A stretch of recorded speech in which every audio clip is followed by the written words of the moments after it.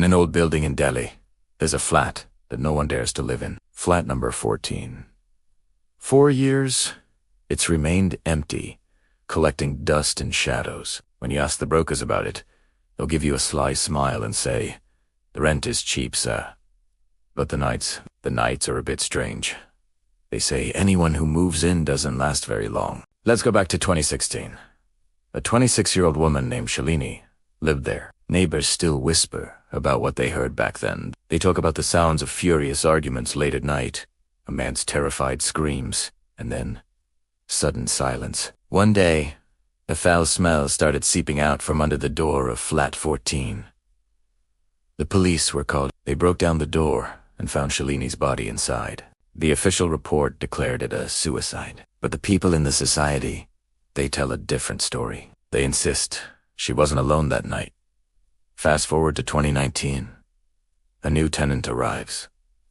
His name is Rohit, a software engineer. He was a practical man, someone who scoffed at the idea of ghosts and paranormal activity. He thought the stories were just local superstitions to keep the rent down. The first 2 nights were perfectly normal. Settled in, unpacked his things, and felt pretty good about his new, cheap apartment. But on the 3rd night, something changed. At exactly 3:15 a.m., Rohit was jolted awake. He heard footsteps, slow, deliberate footsteps, right there in his living room. He quickly switched on the lights, his heart pounding in his chest. But there was no one there. The flat was empty. The next night, the same thing happened. At precisely 3:15 a.m., he woke up. But this time, it wasn't just footsteps. A cold, raspy voice whispered his name from the darkness. Rohit.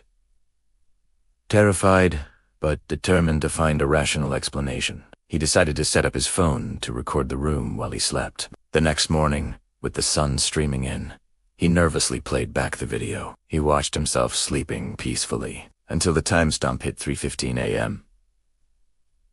On the screen, he saw the front door of the flat creak open all by itself. A dark, shadowy figure glided into the room and stood over his bed for a moment before disappearing. All while he was fast asleep, Rohit packed his bags that very day and never returned. He didn't even bother to collect his security deposit. Today, flat number 14 is still empty, waiting. It serves as a chilling reminder that sometimes the most terrifying places aren't haunted by ghosts, but by the dark, true events that happen within their walls. What do you think really happened in that flat? Let me know in the comments. Thanks for watching. And if you enjoy mysteries like this, make sure to subscribe.